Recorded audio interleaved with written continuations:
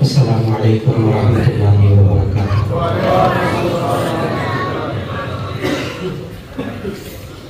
الحمد للہ نحمده ونستعینه ونستغفره ونؤمن به ونتوکل علیہ ونعوذ باللہ من شرور انفسنا ومن سیئات اعمالنا من يهده الله فلا مضل له ومن يضلل فلا هادي له ونشهد أن لا إله إلا الله وحده لا شريك له ونشهد أن سيدنا ومولانا محمدا عبده ورسوله صلى الله عليه وسلم.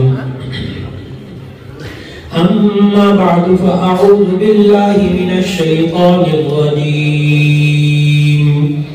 بسم الله الرحمن الرحيم. من عمل صالحا من ذكر أو أنثى وهو مؤمن فلنحيينه حياة طيبة ولنجزينهم أجرهم بأحسن ما كانوا يعملون. صدق الله العظيم.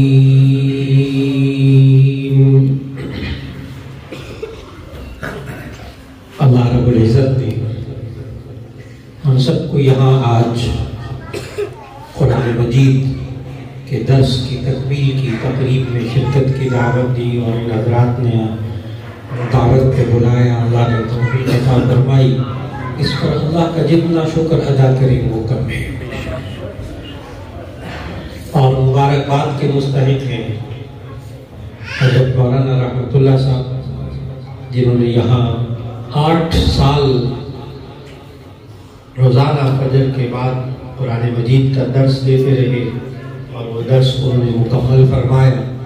اور مبارکباد کے مستحق ہیں آپ سب حضرات جو اس درس میں شریک ہوتے رہے اور آج اس درس کی تکمیل کی دعائیہ تقریب میں شرکت فرما ہے. اللہ رب العزت سب کو جزائے خیر عطا فرمائے. میرے عزیزان محترم، اللہ رب العزت نے انسان جو بھی کوئی کام کرتا ہے اس کا نظام بنایا ہے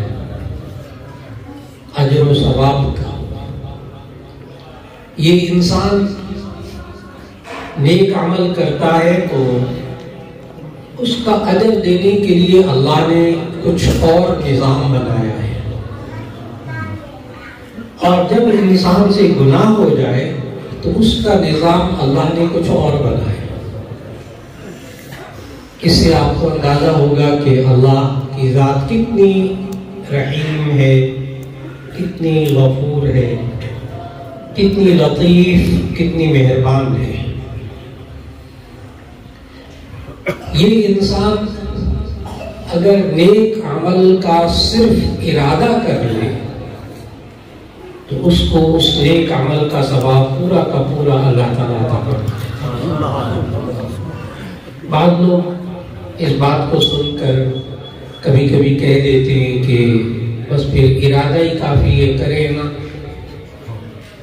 وہ اصل میں ان کے دل میں پوری بات نہیں ہوتی، دین کی پوری بات نہیں ہوتی. میں نے عرض کیا اگر صرف ارادہ کریں گے تو آپ کو اس نیک کام کا ثواب مل جائے گا. نبی کریم صلی اللہ علیہ وسلم کے سامنے صحابہ تشریف فرما تھے.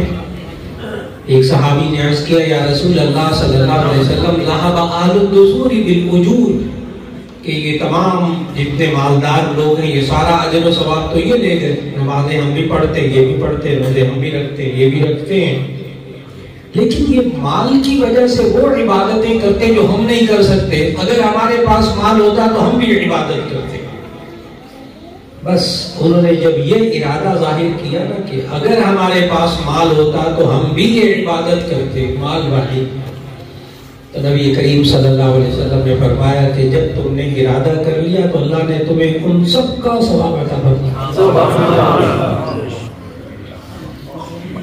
اور جب انسان کسی شخص کو راستہ دکھا دے نا، اچھا راستہ اچھے کام کا، اچھا مشورہ دے دے، ابھی اس نے خود ارادہ نہیں کیا، دوسرے کو راستہ دکھا دے، صرف راستہ دکھا دے، بھائی آپ نماز کا وقت ہو گیا، نماز پڑھ لیں۔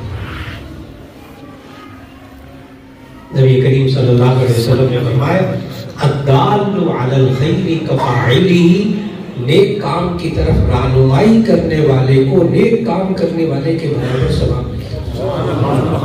آپ نے صرف راستہ دکھایا، اس کو صرف راستہ دکھایا، آپ کو اس نیک کام کرنے والے کے برابر ثواب ملتا ہے۔ اور جب وہ بندہ نیک کام کر لیتا ہے نا خود، پھر اپنے آیت سنانے لگا ہو من جاء بالحسنۃ فلہ عشر امثالھا، جو بندہ ایک نیک کام کرتا ہے اللہ اس کو 10 نیکیوں کا ثواب دیتا ہے۔ اب بات واضح ہوئی، ارادہ کرنے سے ایک نیک کام کا ثواب، اور جب بندہ اس کام کو واقعی کر لیتا ہے تو 10 نیکیوں کا ثواب۔ یہ اللہ نے قرآن میں اصول بتایا۔ اور پھر گناہ کے معاملے میں اللہ نے بالکل مختلف طریقہ اختیار فرمایا۔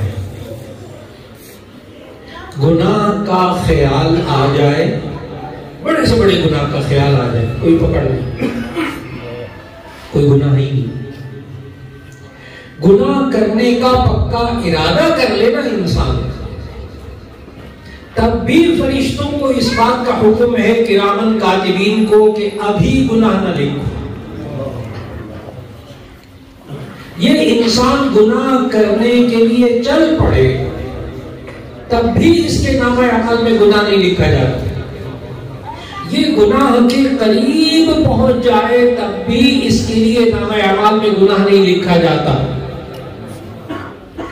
اور اگر گناہ کے بالکل قریب جا کر واپس پلٹ آئے تو اللہ کا ولی بن جاتا۔ اللہ کا یہی حال ہے، بالکل گناہ کبیرہ کے پاس پہنچے، وہاں سے واپس پلٹے، اللہ کے ولی۔ اور اگر بالفرض وہ گناہ ہو جائے اس بندے سے، اب میں آیت پڑھنے لگا ہوں، وہی والی من جاء بالحسنۃ فلہ عشر امثالھا، جو بندہ ایک نیک کام کرتا ہے اس کو 10 نیک کام کرنے کے برابر ثواب ملتا ہے۔ ومن جاء بالسیئۃ فلا یجزی الا مثلھا وهم لا یظلمون، اگر مجھ سے گناہ ہو جاتا ہے تو پھر نامہ اعمال میں صرف ایک گناہ لکھا ہے، ایک گناہ بس، اور اگر وہ گناہ صغیرہ ہو تو اللہ ویسے ہی اس کو بہانے بہانے سے معاف کر دیتا ہے، بغیر توبہ کے، گناہ صغیرہ بغیر توبہ کے معاف ہو جاتا ہے۔ اور اگر گناہ کبیرہ ہو تو ایسی صورت کے اندر موت سے پہلے اس گناہ کبیرہ کی معافی مانگے، اللہ وہ بھی معاف کر دیتا۔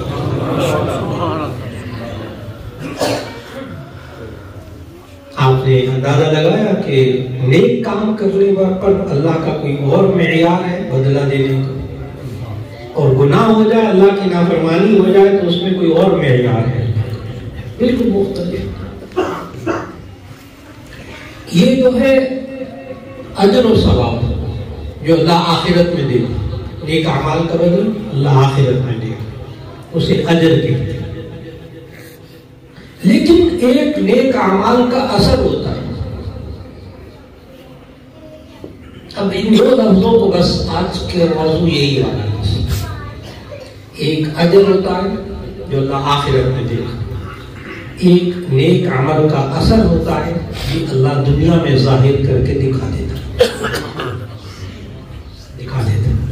گناہوں کے بھی اثرات ہوتے ہیں، لیکن وہ آج کا میرا موضوع نہیں ہے۔ ہر گناہ کا بدلہ اللہ آخرت میں دے گا اگر اس نے معافی نہ مانگی، توبہ نہ کی، لیکن اس گناہ کا اثر اللہ دنیا میں ظاہر کرتا ہے، اور اس پر بہت موٹی کتاب ہے، 400 450 صفحے کی کتاب ہاں علامہ ابن طیب رحمہ اللہ کی کتاب ہے الدواء الشافی، الدواء الشافی. اب اس کا ترجمہ کئی ترجمے ماشاءاللہ ہو چکے ہیں ہر زبان میں، اردو میں بھی. اس میں انہوں نے ہر گناہ کے بارے میں لکھا ہے کہ اس گناہ کا یہ اثر ہوتا ہے دنیا میں.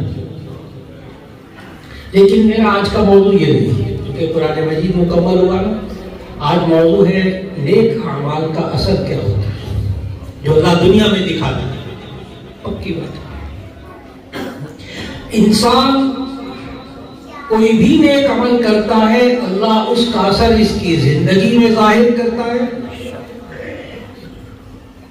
نماز پڑھیں گے تو اس کا ایک اجر و ثواب ہے وہ اللہ آخرت میں دے گا، اور نماز پڑھنے کا اثر اللہ دنیا میں ظاہر کرتا ہے. قرآن مجید سے میں عرض کر رہا ہوں انشاءاللہ. یہ انسان زکوٰۃ دیتا ہے، اس کا اجر و ثواب آخرت میں، اور اثر زکوٰۃ کا اللہ دنیا میں ظاہر کرتا ہے. یہ انسان اپنی جوانی میں کوئی عمل کرتا ہے، اللہ اس نیک عمل کا بدلہ اجر آخرت میں دے گا، اور اثر اسی نوجوان کے بڑھاپے میں اللہ ظاہر کر دے گا دنیا میں. اب یہ جتنے جملے بول رہا ہوں میں ان سب کی دلیل ایک ایک کر کے پیش کروں گا انشاءاللہ. نوجوان بھی مجھے خوشی ہوئی، نوجوان بھی بہت سارے یہاں بیٹھے ہیں. بڑے غور سے نوجوان سنیے گا کہ جو نوجوان شادی سے پہلے، جو نوجوان بچہ یا بچی شادی سے پہلے نیک اعمال کریں، اللہ ان دلہا دلہن کے نیک اعمال کا اثر ان کی اولاد میں ظاہر کرتا ہے. دلائل دوں گا بھی اس پر، دلیل پیش کروں. انسان حلال مال کھاتا ہے، اس کا اثر اپنی زندگی میں اس پر ظاہر ہوتا ہے، اس کی اولاد میں اس کا اثر ظاہر ہوتا ہے. حلال مال کھانے کا، حرام کا ذکر نہیں کروں گا، وہ میں نے کہا کہ گناہ کا ذکر اس نشست میں نہیں، اس نشست میں نیک کام کا اچھے کا. اس کی وجہ ہے، اس کی وجہ یہ ہے کہ گناہ کو تو توبہ کریں گے آپ معاف ہو جائے گا، بس اس کا اثر بھی ختم ہو جائے گا. میں نے کہا کہ انسان بچپن میں نیک عمل کرتا ہے، اس کا اثر اس کی نسلوں میں جا کے ظاہر ہوتا ہے. نیک عمل کا اثر کتنا گہرا ہے. اگر یہ واقعہ خود ان بزرگ نے اپنی کتاب میں نہ لکھا ہوتا تو میں شاید بیان نہ کرتا جو میں کرنے لگا. میں نے کہا کہ شادی سے پہلے نوجوان دلہا اور دلہن شادی سے پہلے نیکی کی زندگی گزارتے ہوں تو اللہ اس کا نیک اعمال کا اثر ان کی اولاد میں ظاہر کرتا ہے. ایک شخص تھا، اس کا نام تھا عبداللہ، نام عبداللہ تھا. وہ کہیں نہر کے کنارے آ رہا تھا تو راستے میں نہر کے کنارے ایک سیب ملا، بہتا ہوا سیب، خالی اٹھا تھا. بعد میں خیال آیا پتہ نہیں کس کا تھا، مالک کی اجازت کے بغیر میں نے کھا لیا. وہ اسی دریا کے نہر کے ساتھ ساتھ جہاں سے پانی آ رہا تھا وہاں واپس چلے. ایک باغ تک پہنچے. میں بہت واقعے کو مختصر کر رہا ہوں تاکہ باقی بات مکمل کر. تو وہ باغ کے مالک تک پہنچے. باغ کے مالک سے کہا کہ یہ آپ کا سیب کا باغ ہے، یہاں سے سیب گرا ہے، وہ میں نے کھا لیا، مجھے معاف کر دے. تو باغ کے مالک نے اس نوجوان کو تاڑ دیا. تاڑنا سمجھتے؟ نوجوان کو تاڑ دیا. کہنے لگا کہ ہاں میں معاف کر دوں گا لیکن ایک شرط ہے کہ تم میری بیٹی سے شادی کر. اور دیکھیں نوجوان لڑکا کتنا نیک ہے، حلال حرام کی پرواہ کرنے والا. وہ تو کہنے لگا ٹھیک ہے، لیکن اس نے باغ کے مالک نے کہا کہ وہ میری جو بیٹی ہے نا وہ ذرا اندھی ہے اور گونگی بھی ہے اور بہری بھی ہے اور اپاہج بھی ہے. تو یہ عبداللہ نوجوان کہنے لگا بڑی مصیبت ہے، ساری زندگی کی مصیبت پال. پھر خیال آیا کہ قیامت کی مصیبت پالنے سے بہتر ہے دنیا میں مصیبت پال.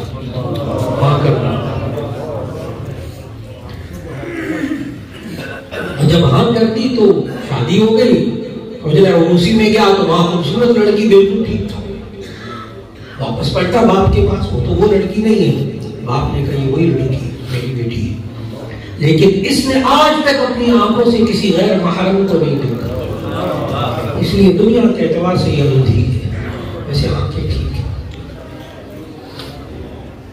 آج تک اس نے زبان سے غیبت جھوٹ کبھی نہیں نکالا، یہ گم کی ویسے زبان ٹھیک ہے۔ آج تک اس نے اپنے کانوں سے خلاف شرع کوئی غلط بات نہیں سنی، یہ بہری ہے۔ آج تک اس نے ہاتھ پاؤں خلاف شریعت کبھی گھر سے باہر باپ کی اجازت کے بغیر قدم نہیں نکالا، یہ اپاہج ہے، ویسے بالکل ٹھیک ہے، تمہیں مبارک۔ یہ جو بات ہے نا کہ بہری ہونا، اندھا ہونا، گونگا ہونا، باوجود آنکھیں ہوں، یہ اللہ نے قرآن مجید میں بھی یہی تعبیر بیان کی ہے، صم بکم عمی فہم لا یعقلون، کہ یہ اندھے بہرے گونگے عقل نہیں رکھتے، حالانکہ ساروں کی آنکھیں بھی تھی، کان بھی تھے، زبان بھی تھی۔ میرے خیال سمجھ میں آ گیا۔ شادی ہوئی، اب دیکھو بیوی کتنی نیک، نوجوان بیوی کتنی نیک، نوجوان لڑکی، اور وہ لڑکا نوجوان کتنا نیک۔ اب ان دونوں کی ہو گئی شادی، ان کے یہاں جو اولاد ہوئی ان کا نام ہے حضرت شیخ عبدالقادر جیلانی یہ حضرت شیخ عبدالقادر جیلانی رحمۃ اللہ علیہ نے اگر خود یہ واقعہ نہ لکھا ہوتا نا میں بیان نہیں کرتا۔ جب ماں باپ نیک ہوتے، ہم اپنے بچوں بچیوں کو کیوں نیک بنائیں، آگے ان کی نسل نہیں ہوتی۔ نیک اعمال کا اثر شادی کے بعد اولاد میں ظاہر ہوتا ہے، دنیا میں، آخرت میں تو ثواب ملتا ہے نیک کاموں کا۔ میں نے عرض کیا کہ انسان نماز پڑھتا ہے تو نماز کا ثواب اللہ اجر کہاں دے گا؟ آخرت میں، اور نماز کا اثر اللہ دنیا میں ظاہر کر کے دکھاتا ہے، کوئی بندہ اس سے انکار نہیں کر سکتا۔ 21واں پارہ پہلی آیت، اتل ما اوحی الیک من الکتاب واقم الصلاۃ ان الصلاۃ تنہی عن الفحشاء والمنکر۔ ترجمہ کرنے لگا، اتل ما اوحی الیک من الکتاب، یہ آپ کے سامنے جو کتاب نازل کی گئی اس کی تلاوت کیجئے قرآن مجید کی، واقم الصلاۃ، نماز قائم کیجئے، کیوں؟ ان الصلاۃ تنہی عن الفحشاء والمنکر، بے شک نماز انسان کو بے حیائیوں برائیوں سے روکتی ہے۔ کہاں؟ دنیا میں، آخرت میں۔ نماز بے حیائیوں برائیوں سے روکتی ہے، دنیا میں، آخرت میں۔ دنیا معلوم ہوا نماز کا اثر اللہ نے خود بتایا دنیا میں۔ اس پر صرف اسی موضوع پر ایک دفعہ جمعے میں بات کی تو جمعے کے بعد ایک صاحب تشریف لے آئے، کہنے لگے مولانا آج آپ نے یہ ان الصلاۃ تنہی عن الفحشاء والمنکر پر بڑی بات کی ہے کہ یہ نماز بے حیائیوں برائیوں سے روکتی ہے، لیکن مجھے تو نہیں روکتی۔ جمعے کے بعد مجھے کہنے لگا، آپ سمجھ گئے نا، یعنی یہ جمعے کی نماز بھی پڑھتا ہے، باقی نمازیں بھی پڑھتا ہے، برے کام بھی کرتا ہے۔ تو وہ مجھے کہنے لگا کہ یہ مجھے تو نماز بے حیائیوں برائیوں سے نہیں روکتی۔ اب میں بھی بڑا پریشان، اگر وہ کہتا نا کہ فلاں بندہ نماز پڑھتا ہے وہ گناہوں سے نہیں روکتا، پھر میں کوئی اور جواب دیتا، وہ تو اللہ کا بندہ کس کے بارے میں کہہ رہا، کب جواب؟ اب میں بڑا پریشان ہوا، اور پریشان پتہ کیوں ہوا؟ اس لیے کہ اللہ کہہ رہا ہے قرآن میں ان الصلاۃ تنہی عن الفحشاء والمنکر، کہ یہ نماز بے حیائیوں برائیوں سے روکتی ہے، اور اللہ نے قرآن میں کہا من اصدق من اللہ قیلا، اللہ سے زیادہ کون سچا ہو سکتا ہے؟ تو اللہ نے سچ کہا اور یہ بندہ کہتا نہیں مجھے تو نہیں روکتی۔ پریشانی کی وجہ سمجھ میں ہے؟ اللہ کہتا روکتی ہے نماز بے حیائیوں برائیوں، اور بندہ کیا کہتا مجھے نہیں روکتی۔ میں نے ان صاحب سے عرض کیا، فوراً بڑی توجہ سے سنیے گا، آپ پہ بھی نماز کا اثر ہوتا ہے، یہاں نماز پڑھنے والا ایک بندہ مجھے نہیں کہہ سکتا مجھ پہ اثر نہیں ہوتا۔ یہ جواب سننے کے بعد میں نے ان صاحب سے عرض کیا کہ آپ نے ابھی نماز کون سی پڑھی؟ کہنے لگے جمعے کی نماز۔ میں نے کہا میرے پیچھے پڑھی جمعے کی نماز؟ کہ جی آپ کے پیچھے جمعے کی نماز پڑھی۔ میں نے کہا اچھا، تو یہ میرے پیچھے جمعے کی نماز پڑھتے ہوئے اس دوران آپ نے کون کون سے بے حیائی اور برے کام کیے تھے؟ میرے پیچھے نماز پڑھنے کے دوران کون سے بے حیائی اور برے کام کیے تھے؟ کہ توبہ توبہ توبہ توبہ، میں نے کوئی آپ کے پیچھے نماز پڑھتے ہوئے کوئی گناہ کا کام، کوئی بے حیائی کا کام نہیں کیا۔ میں نے کہا اتنی دیر تو نماز نے روک لیا نا بے حیائی کو۔ اللہ سچا، اللہ سچا۔ اب آپ کو بھی سمجھ میں آ گیا ہوگا کہ آج ظہر کی نماز پڑھنے والے پر ہر ایک پر اثر ہوا ہے۔ کم از کم جتنی دیر نماز پڑھتا رہا اتنی دیر گناہ بے حیائی کا کام، برا کام نہیں ہوا۔ علامہ صاحب تشریف فرمائے، اللہ ان کی عمر میں برکت نصیب فرمائے۔ ان کا تو مطالعہ ماشاءاللہ بہت وسیع، اور میں دیکھ رہا ہوں علماء موجود ہے۔ عجیب بات بتاؤں، یہ میرا جواب نہیں ہے، یہ جتنی دیر آپ نماز میں رہے اتنی دیر گناہوں سے بچتے رہے، یہ جواب تفسیر جلالین میں علامہ جلال الدین سیوطی رحمہ اللہ نے لکھا ہے۔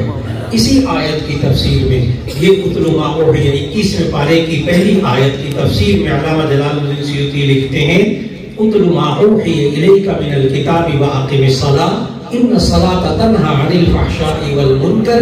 ذرا غور سے، ان الصلاۃ تنہی عن الفحشاء والمنکر ای فی حالت الصلاۃ۔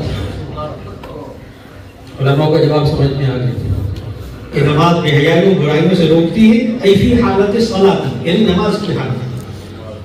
جتنی دیر بندہ نماز کی حالت میں رہتا ہے بے حیائی و برے کاموں سے بچا رہتا ہے، اور 5 وقت نماز پڑھے گا تو اللہ اس کو بچا لے گا۔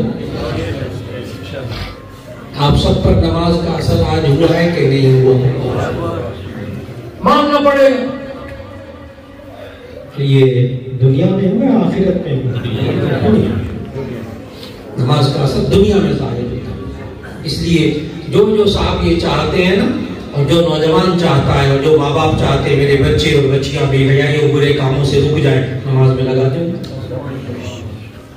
تو 5 وقت نماز پڑھیں گے، اللہ آہستہ آہستہ باقی زندگی میں بھی بے حیائیوں برائیوں سے روک لے گا انشاءاللہ۔ انسان قرآن مجید پڑھتا ہے، دراصل قرآن مجید کا درس ہوا ہے نا مکمل، صرف قرآن مجید کی تلاوت کرتا ہے تو اس انسان کی زندگی میں دنیا میں اثر ظاہر ہوتا ہے، آخرت میں اجر و ثواب ملے گا۔ ایک حرف پڑھنے پر 10 نیکیاں، الف لام میم 30 نیکیاں پکی انشاءاللہ آخرت میں۔ لیکن میں کہہ رہا ہوں ایک اجر ہوتا ہے، ایک اثر ہوتا ہے۔ وہ چونکہ جامعہ شفیع میں پڑھا کے نا وہ پڑھانے کی عادت پڑ گئی ہے، سبق یاد کرانے کی، اس لیے جب تک بیان میں بیٹھیں گے تو آپ کو سارا سبق یاد کرنا پڑے گا، یاد ہو جائے گا انشاءاللہ۔ تو ایک اجر ہوتا ہے اور ایک اجر کہاں ملے گا؟ آخرت۔ اور اثر اللہ کہاں ظاہر کرتا ہے؟ دنیا میں۔ قرآن پڑھنے کا بھی اثر ہوتا ہے اس انسان پڑھنے والے کی ذات پر، اور جس گھر میں قرآن مجید پڑھا جائے اس گھر والوں پر اثر ہوتا ہے قرآن پڑھنے کا، اور گھر کے در و دیوار پر اس کا اثر ہوتا ہے۔ دلیل حدیث سے دلیل پیش کرنے کی نبی صلی اللہ علیہ وسلم نے فرمایا ان القلوب تصدق كما يصدق الحديد بالماء، کہ دلوں کو اس طرح زنگ لگ جاتا ہے جیسے لوہے کو پانی سے زنگ لگ جاتا ہے۔ قال وما جلاؤها یا رسول اللہ، اے اللہ کے رسول صلی اللہ علیہ وسلم اس زنگ کو کیسے صاف کریں؟ فرمایا بتلاوت القرآن وکثرت ذکر الموت، قرآن حکیم کی تلاوت کر کے موت کو زیادہ یاد کر کے دل کا زنگ دور ہوتا ہے۔ یہ تلاوت کرنے کے بعد دل کا زنگ دنیا میں دور ہوتا ہے، آخرت میں نہیں۔ یہ جو دل کا زنگ ہے یہ اللہ کے ولی محسوس کر لیتے ہیں، اور آج کے بعد آپ بھی دل کا زنگ محسوس کر سکیں گے۔ آپ اپنے بچے اور بچی کو محسوس کر سکیں گے اس کا دل زنگ آلود ہے کہ نہیں۔ اگر بچہ جھوٹ بول رہا ہو تو اس کا دل زنگ آلود ہے. جھوٹ بول رہا ہو تو اس کا دل زنگ آلود ہے، کیونکہ جس کا دل صاف ہوتا ہے وہ جھوٹ نہیں بولتا. اگر آپ کو کوئی انسان دھوکہ دے رہا ہو تو اس کا دل میلا ہے. دل صاف ہو تو جھوٹ نہیں بولے گا، دھوکہ نہیں دے گا. جو چوری کرتا ہے اس کا دل زنگ آلود ہوتا ہے، اس کے دل پر زنگ ہوتا ہے. اور جس کا دل صاف ہوتا ہے وہ خیانت نہیں کرتا، وہ دیانتی نہیں کرتا. دل کا زنگ سمجھ میں آ رہا ہے؟ دل کا زنگ کیسے دور ہوتا ہے؟ بتلاوت القرآن. قرآن حکیم کی تلاوت کر کے اس تلاوت کرنے والے کا دل خود زنگ سے صاف ہوتا ہے. کر کے دیکھیے، سچے نبی صلی اللہ علیہ وسلم نے فرمایا. پھر میں نے عرض کیا کہ انسان جس گھر میں قرآن مجید کی تلاوت کرتا ہے اس گھر کے در و دیوار پر اس کے نیک عمل کا اثر ہوتا ہے. حدیث سنانے لگا، بہت مستند حدیث، کہ نبی صلی اللہ علیہ وسلم نے ارشاد فرمایا جس گھر میں قرآن مجید کی تلاوت ہوتی ہو. سمجھ میں آئے گا آپ کو کہ آپ کیوں تلاوت کریں، آپ کی بیوی کیوں تلاوت کرے، آپ کے بچے کیوں تلاوت کرے، کیا ہوتا ہے اس گھر پر. نبی صلی اللہ علیہ وسلم نے فرمایا جس گھر کے اندر قرآن مجید کی تلاوت ہوتی ہو، حدیث کے الفاظ حفتهم الملائکہ وغشیتهم الرحمہ وانزلت علیہم السکینہ. جس گھر میں قرآن مجید کی تلاوت ہوتی ہے اس گھر کو رحمت کے فرشتے گھیر لیتے ہیں، اللہ کی رحمت اس گھر کو ڈھانپ لیتی ہے. وانزلت علیہم السکینہ، اور ان پر سکون نازل ہوتا ہے. آج ہر بندہ یہ رحمت نازل ہوتی ہے گھر پر، سکون نازل ہوتا ہے گھر پر قرآن کی تلاوت کرنے سے. یہ دنیا میں آخرت میں الحمدللہ، دنیا آخرت میں جب تلاوت کلام پاک، آج ہر بندہ چاہتا ہے میرے گھر پہ اللہ کی رحمت ہو، میرے گھر میں سکون ہو. اور اس کا طریقہ کیا ہے؟ قرآن مجید کی تلاوت کی آواز گونجے اس گھر کے اندر، اللہ رحمت نازل کرے، اللہ اس گھر میں سکون دے گا. پابندی سے تلاوت کیجیے گھر کے اندر، بچے بچیوں کو کہیں، گھر والوں کو کہیں. اور یہ جتنے بزرگ بیٹھے ہیں نا سفید بالوں والے، میں بھی بزرگ ہوں پورا، جتنے بزرگ یہاں بیٹھے ہیں میری ایک بات کی تصدیق کریں گے. جتنے بوڑھے یہاں بیٹھے ہیں نا، ان کے بچپن کے اندر، ان کے گھر کے اندر کوئی بوڑھا مرد، کوئی بوڑھی عورت، کوئی دادا دادی، نانا نانی، کوئی تائی، وہ صبح صبح اٹھ کے پتہ نہیں ان کو کیا ہوتا تھا، صبح صبح اٹھ کے قرآن مجید کی تلاوت کرتے تھے. پورے گھر میں قرآن مجید کی تلاوت ہوتی تھی. ابھی مجھے علامہ صاحب، علامہ حسین رحمان صاحب جو بتا رہے تھے کہ یہ مبارک مسجد ان کے نانا جی اور وہ جو بابو صاحب تھے، بابو خان صاحب جنہوں نے مسجد بنائی،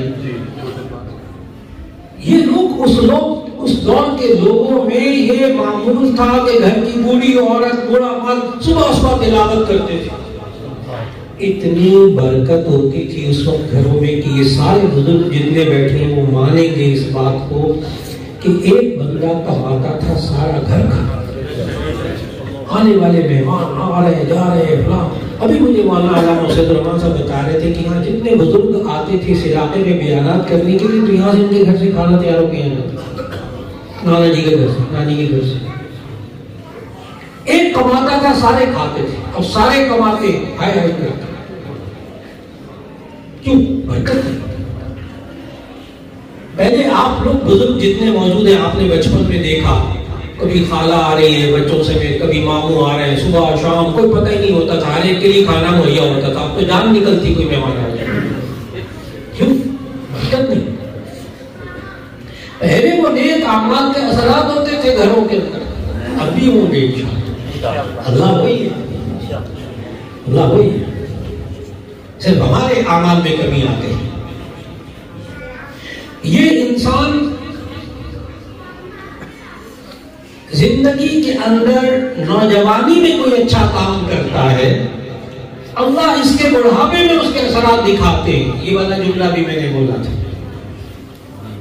کوئی نوجوان اپنی نوجوانی میں نیک عمل کرے، اللہ اسی کے بڑھاپے میں اس کا اثر دکھاتے ہیں. جامع ترمذی کی حدیث سنانے لگا.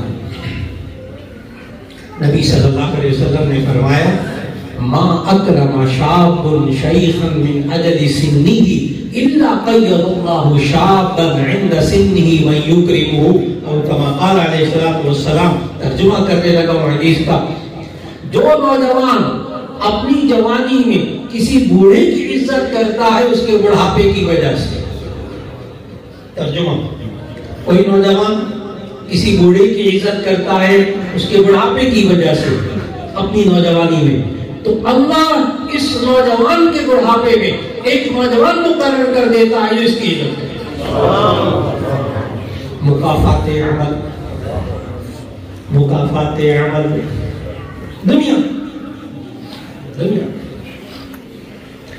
جامعہ ترمذی بھی ظہر کے بعد جامعہ ترمذی جامعہ شفیع میں پڑھانی پڑتی ہے الحمدللہ. صبح کے وقت میں بخاری شریف اللہ نے توفیق دی پڑھانے کی. تو جامعہ ترمذی میں جب یہ حدیث آئی نا تو میں نے ترجمہ کیا، مفہوم بتایا، لڑکوں کو اہمیت بتائی اور آگے چلا. اتنے میں ایک چٹ آ گئی. یہ جو ہمارے شاگرد ہوتے ہیں نا نوجوان، ان کی بڑے ذہین ہوتے ہیں ماشاءاللہ. ان کی ذہانت کا معترف ہے. بار بار بے وقوف نہ سمجھا کرے ہمارے معاشرے کے نوجوان. تھوڑے سے ناتجربہ کار ہوتے ہیں لیکن ہوتے نہیں ہیں. ان کی قدر کیا کرے. تو وہ میں جب حدیث پڑھا کے نا یہ والا ترجمہ مفہوم بیان کر کے آگے چلا کہ جو نوجوان کسی بوڑھے کی عزت کرتا ہے اس کے بڑھاپے کی وجہ سے اللہ تعالیٰ اس نوجوان کے بڑھاپے میں ایک اور نوجوان مقرر کر دیتے ہیں جو اس کی عزت کرتا ہے. ایک چٹ آ گئی. علامہ صاحب دیکھیے گا لوگوں کو شاگردوں کا ذہن کام کرتا ہے. کہنے وہ چٹ آئی، کہنے استاد جی اس میں ایک اور نقطہ ہے اور وہ یہ ہے کہ جو نوجوان کسی بوڑھے کی عزت کرتا ہے تو اللہ اس کو لمبی عمر دیتا ہے کیونکہ یہ بوڑھا ہوگا تو اس نوجوان ایک مقرر ہوگا. سمجھ میں آیا؟ یہ بوڑھا ہوگا تو پھر کوئی نوجوان مقرر ہوگا. تو معلوم ہوا جو نوجوان کسی بوڑھے کی عزت کرتا ہے اس کو لمبی عمر عطا ہوتی ہے. یہ جو نوجوان نے بڑا بوڑھے کی عزت کی پھر اس کے بڑھاپے میں اس کا اثر ظاہر ہوا دنیا میں آخرت میں. اس میں یاد کروا دنیا نیک اعمال کا اثر اللہ دنیا میں ظاہر. بس اوقات ہم بہت سے کام نئے چھوٹے چھوٹے کام ان کا اچھے کاموں کا بھی اثر ہوتا ہے. آپ کسی کو سلام کرتے ہیں، سلام اس کا بھی اثر اجر اللہ آخرت میں دے گا. آئندہ سلام کرے نا کسی کو سوچ سمجھ کے سلام کیجیے، اس کا اثر اللہ دنیا میں ظاہر کرے گا. آپ کسی کو کھانا کھلا دیں گے، میں بہت چھوٹے چھوٹے کا مسان کام بتا رہا ہوں. آپ صرف کسی کو کھانا کھلائیں گے اس کا بھی اثر دنیا میں ظاہر ہوتا ہے. آپ کسی کو ہدیہ تحفہ دے دیں اس کا اثر بھی دنیا میں ظاہر ہوتا ہے، ثواب اللہ آخرت میں دے دیں. حدیث سنانے لگا کیا اثر ہوتا ہے سلام کرنے کا، کھانا کھلانے کا. سچے نبی صلی اللہ علیہ وسلم نے ایک دفعہ صحابہ کرام رضوان اللہ علیہ اجمعین سے فرمایا، علماء بیٹھے ان سب کو حدیث کی والی آتی ہے زبانی، افلا ادلکم علی شیء اذا فعلتموه تحاببتم، افلا ادلکم علی شیء اذا فعلتموه تحاببتم. کیا میں تمہیں ایسی چیز نہ بتاؤں جب تم کرنے لگو تو تمہیں آپس میں محبت ہو جائے، نفرت ختم ہو جائے، غصہ ختم ہو جائے، دشمنی ختم ہو جائے. کیا ایسی چیز نہ بتاؤں؟ تو صحابہ نے عرض کیا بلا یا رسول اللہ.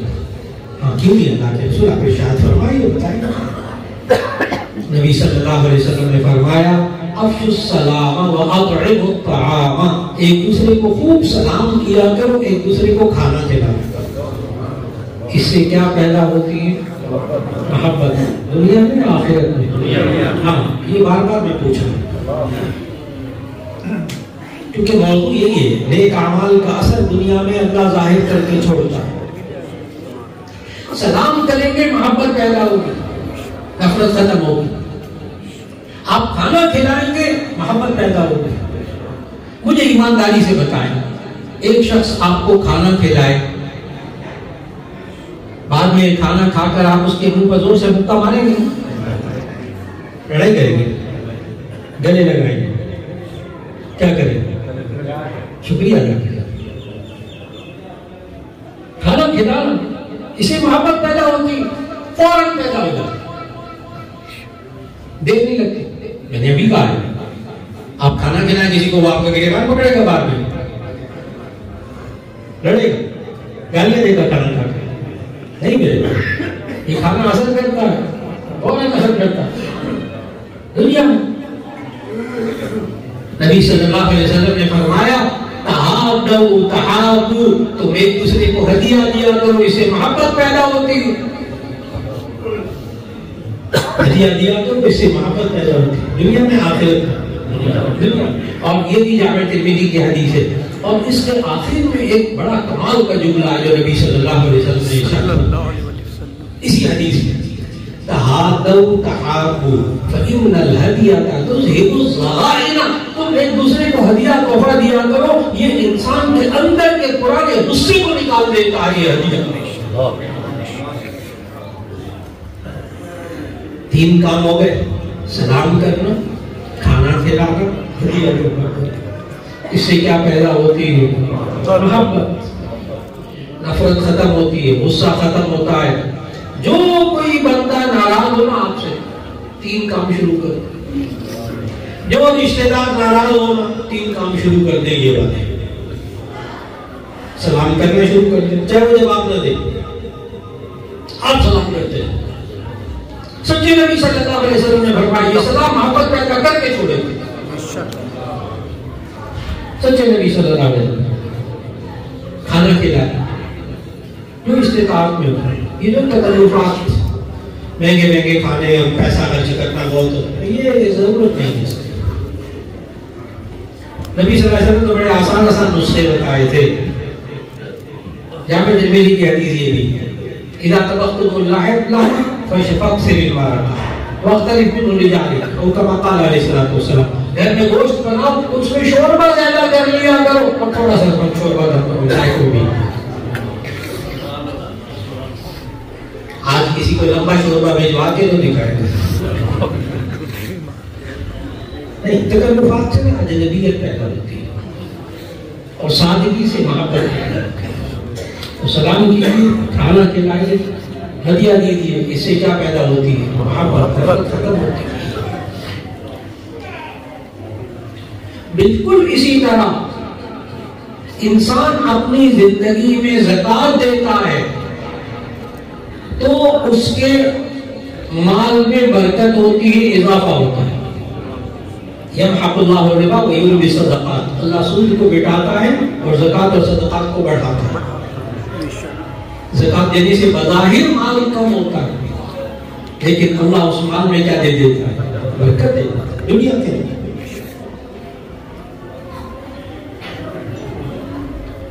یہ انسان رشتہ داروں سے میل ملاپ رکھے، یہ انسان رشتہ داروں کے حقوق کو ادا کرتا رہے، جس کو صلہ رحمی کہتے ہیں۔ صلہ رحمی کا معنی رشتوں کو جوڑنا، رشتوں کو جوڑنے کا اثر بھی ہوتا ہے، توڑنے کا بھی اثر ہوتا ہے۔ میں نے عرض کیا تھا کہ میں گناہوں کے بارے میں بات نہیں کروں گا، لیکن یہاں اس رشتے توڑنے کے بارے میں ذرا بات کر لوں، کیونکہ وہ حدیث ہے۔ رشتے توڑنے کا بھی اثر ہوتا ہے، رشتے توڑنے سے، قطع تعلقی سے اپنے آپ کو بچا کے رکھیں، اس لیے کہ رشتے جوڑنے کا کیا اثر ہوتا ہے، اچھا وہ میں بعد میں بتاؤں گا۔ جامع ترمذی میں حدیث قدسی ہے کہ نبی صلی اللہ علیہ وسلم نے فرمایا کہ اللہ تعالیٰ نے فرمایا خلقت الرحم من الرحمن فمن وصلها وصلته ومن قطعها بتته۔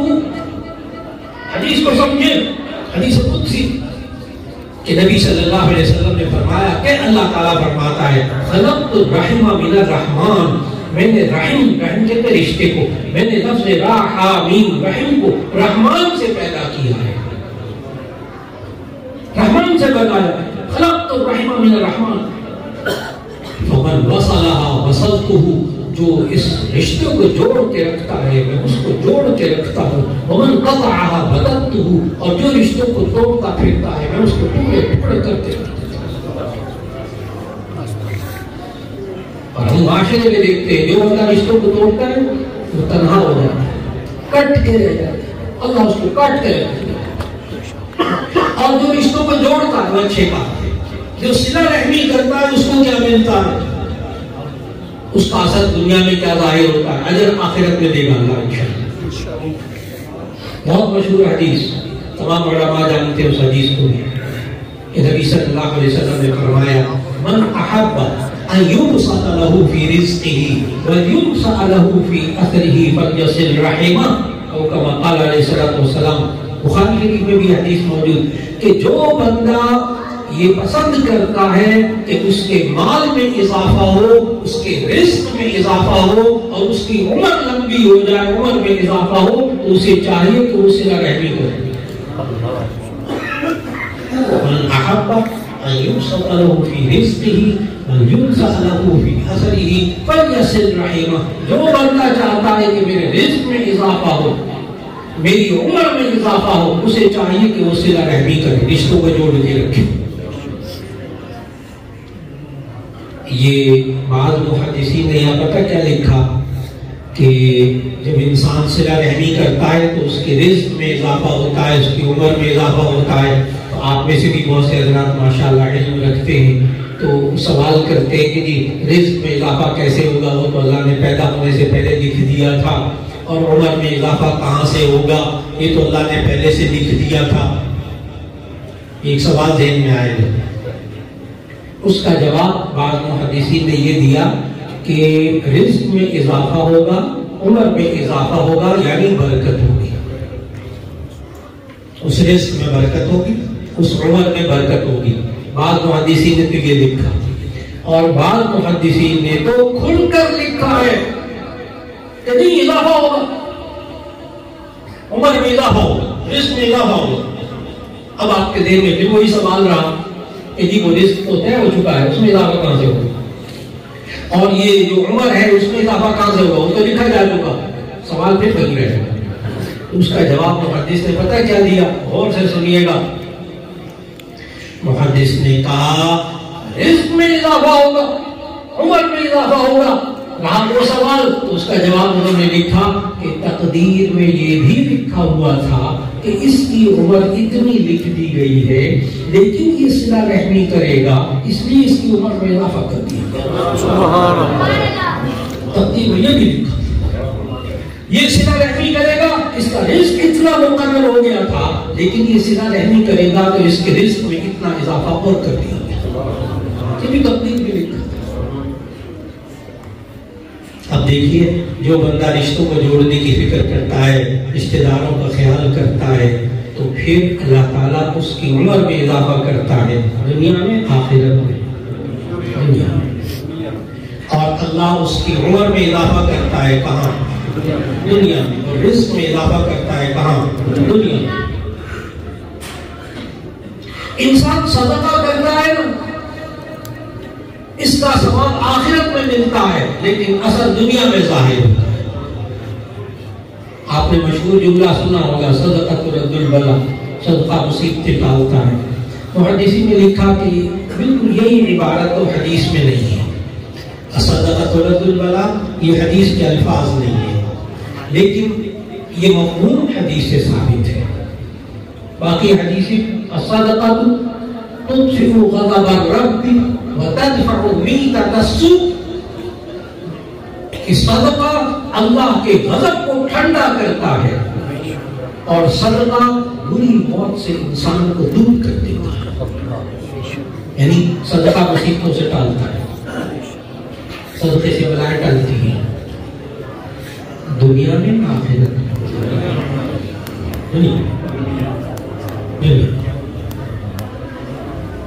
انسان 2 رکعت صلاۃ الحاجت پڑھتا ہے، 2 رکعت یا اللہ نے کہ ہم نے پاس یا اللہ یہ میرا مسئلہ حل کر دے.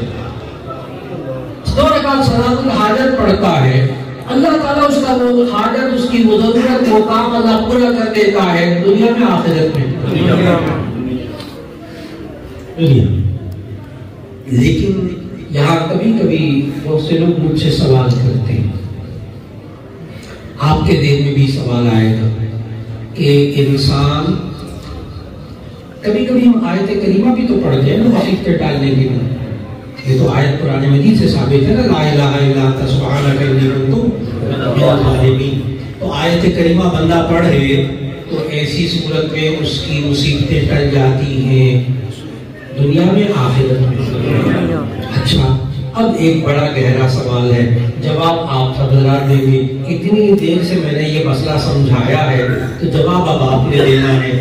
وہ یہ ہے کہ ایک بندہ صدقہ کرتا ہے اس نیت سے کہ میری مصیبت ٹل جائے. ایک بندہ صدقہ کرتا ہے اس نیت سے کہ میری مصیبت ٹل جائے. وہ مصیبت اللہ ٹال دیتا ہے دنیا میں. ٹھیک ہو گیا؟ کیا اس صدقے کا اجر و ثواب آخرت میں ملے گا کہ نہیں؟ اس نے تو دنیا کی خاطر صدقہ دیا تھا. اس نے تو دنیا کی خاطر صدقہ دیا تھا تاکہ میری مصیبت ٹل جائے. جب ٹل گئی تو ہو گیا، بس ختم، خلاص. آخرت میں اجر ملے گا کہ نہیں ملے گا؟ ملے گا. کیوں؟ اس لیے کہ دنیا میں جو مصیبت ٹلی ہے یہ کیا ہے؟ اثر ہے. اور جو آخرت میں ملے گا وہ کیا ہوگا؟ میرے خیال پورے مجمع کو بات سنا ہے. الحمدللہ. اچھا 2 رکعت صلاۃ الحاجت پڑھے، اس کی ضرورت دنیا میں پوری ہو جائے، آخرت میں ثواب ملے گا کہ نہیں؟ میرا خیال ہے یہ والا مسئلہ بھی ہے. 2 رکعت صلاۃ الحاجت پڑھی، اللہ نے دنیا میں وہ کام کر دیا. یہ 2 رکعت صلاۃ الحاجت کا اثر ہے. اور اجر اللہ کہاں دے گا؟ آخرت میں دے گا. میرا خیال بات بہت واضح ہے. کبھی بھی اپنے نیک اعمال کا بدلہ اجر و ثواب دنیا میں کبھی نہ طلب کرے. اصل طلب کرے، اجر بدلہ اللہ سے کبھی نہ مانگے دنیا کے اندر. چاہے بھی نہ، چاہے بھی نہ. اس کے لیے آیت سنا کر بات کو ختم کرنے لگا تاکہ دیگر ٹھیک رہے. من كان يريد حرث الآخرة نزد له في حرثه ومن كان يريد حرث الدنيا نؤته منها وما له في الآخرة من نصيب. جو بندہ نیک عمل کرتا ہے اور اس کا بدلہ دنیا میں چاہتا ہے، اللہ کہتا ہے نؤته منها، ہم اس میں سے اس کو کچھ دے دیتے ہیں. دنیا کی خاطر یہ کام کرتا ہے نا، نیک کام، اللہ کہتا ہے ہم اس کو کچھ دے دیتے ہیں. لیکن مالہ فی الآخرۃ من نصیب، اس کے لیے آخرت میں کوئی حصہ نہیں. یہ ہے خطرناک بات.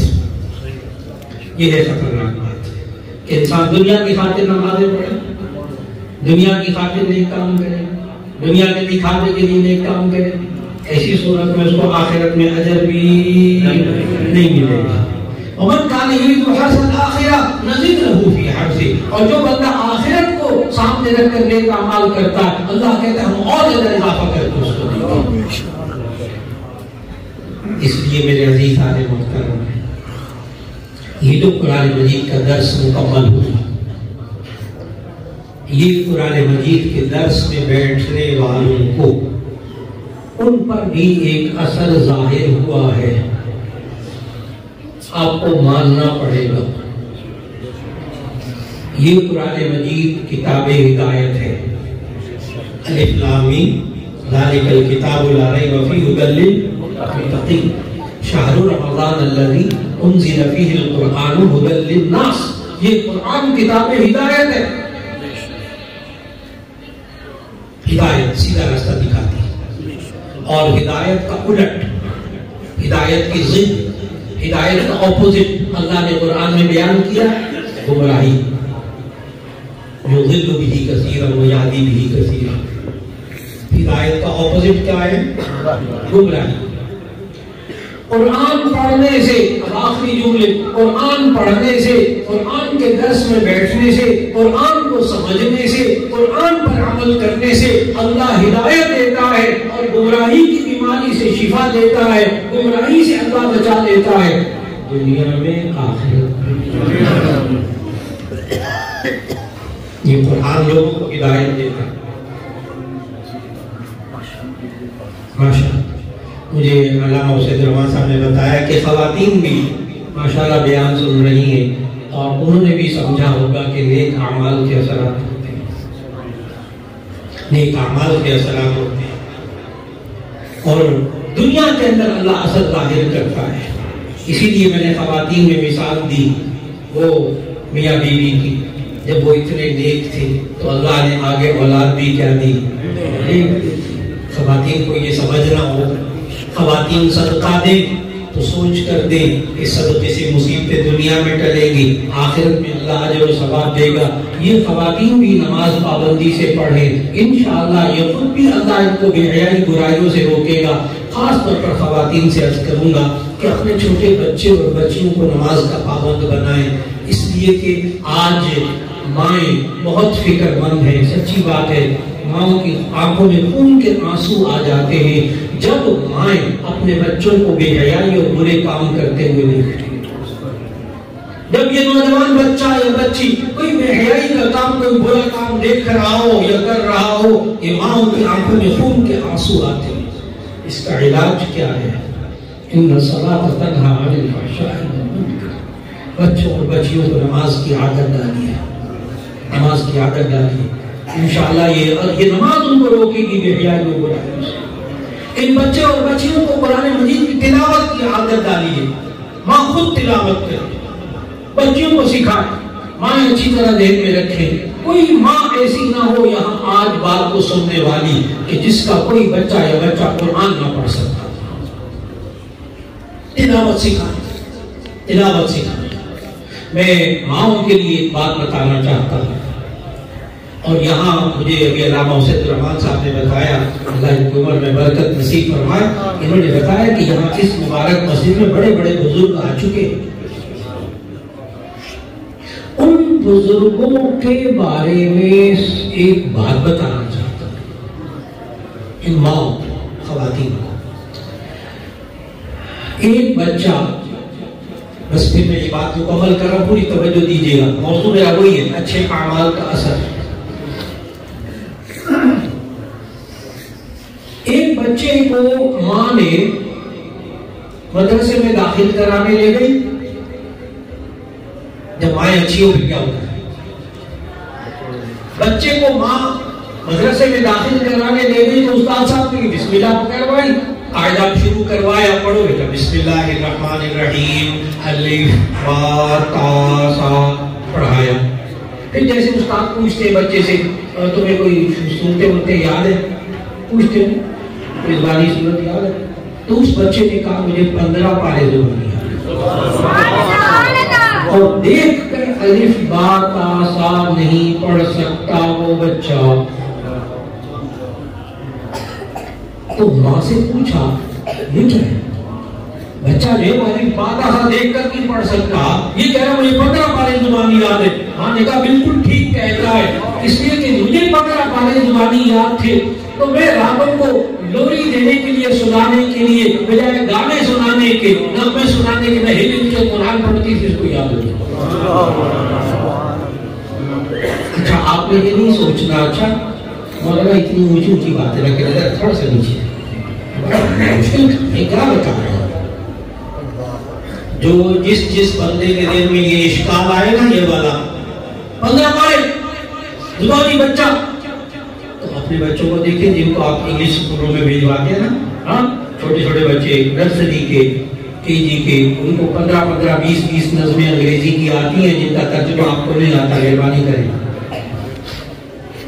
جدھر آپ لگا دیں، جدھر لگا دیں، ان کو 15 20 نظمیں پوئمز آتی ہیں انگریزی کی. نہیں آتا تو کلمہ نہیں آتا، ناراض نہیں ہونا کسی نے، محنت نہیں ہوئی نا، کلمہ والی محنت نہیں ہوئی. لیکن اس بچے کو 15 پارے زبانی یاد کیسے ہوئے کہ ماں نے کہا میں جب لوری سناتی تھی نا تو اس کی جگہ ہلے بھی تو قرآن سناتی تھی. اور بچوں کو وہی لوریاں وہی یاد ہوتی ہیں نا جو میں سناتے وقت ہلے کے سناتی ہے. ابھی کہانی ختم نہیں ہوئی، میں اثر بتانا چاہتا ہوں جو میرا موضوع تھا ذہن میں آج کا. یہ ماں ایسی، خواتین غور سے سنیں، یہ ماں ایسی 15 پارے اس کو زبانی یاد، لوری سناتی بچے کو، اور بچہ داخلہ لینے گیا قاعدے میں تو اس وقت 15 پارے اس کو زبانی یاد تھے. کہانی ابھی ختم نہیں ہوئی. یہ بچہ جب بڑا ہوتا ہے تو یہاں اس مسجد میں جتنے بڑے بڑے شیوخ تشریف لائے سب کے تصوف کے سلسلے میں ایک بزرگ گزرے ہیں خواجہ بختیار کاکی رحمت اللہ علیہ، اور یہ ان کا بچپن تھا، یہ ان کی ماں تھی خواجہ بختیار کاکی رحمت اللہ علیہ۔ ہمارے تمام بزرگوں کے سلسلہ قادریہ، چشتیہ، سہروردیہ سب کے اندر یہ بزرگ موجود ہیں، خواجہ بختیار کاکی رحمت اللہ علیہ۔ جب ماں ایسی ہوتی ہے آپ کے بچے کیسے ہوتے ہیں؟ اللہ پھر ان کو لاکھوں لوگوں کی شیخ بنائے، لاکھوں لوگوں کا شیخ بنائے، رہنما بنائے۔ ایک بار پھر دعا ہے، مبارکباد بھی ہے کہ اللہ رب العزت حضرت مولانا رحمت اللہ صاحب کو جزائے خیر عطا فرمائے، حضرت مولانا علامہ مسعود الرحمان صاحب رحمۃ اللہ برکاتہ کو جزائے خیر عطا فرمائے۔ مجھے آپ حضرات کے ساتھ بات کر کے دلی خوشی ہوئی ہے، صرف اس بات کی خوشی نہیں کہ میں نے بیان کر دیا، اس بات کی خوشی یہ ہے کہ آج آپ کے چہروں کو میں پڑھ رہا ہوں، ہر ایک کو بات آج کی سمجھ میں آئی ہے۔ تو یہ پہلے سے محنت ہوئی بھی تھی آپ پر، تو آپ دین کی بات سننے کے لیے تشریف لائے۔ اللہ رب العزت آپ کو جزائے خیر عطا فرمائے، اور آج کے بیان کا بھی اثر ہوگا، اس کا بھی اثر کیا کہ انشاءاللہ ہم اپنے بچوں کو نماز کا پابند کریں گے، قرآن مجید کا تلاوت کا پابند کریں گے، ان کے اندر اچھی عادتیں پیدا کریں گے، ان کی زبان کو اچھا بنائیں گے، ان کی سوچ کو اچھا بنائیں گے انشاءاللہ العزیز۔ وآخر دعوانا ان الحمدللہ رب العالمین۔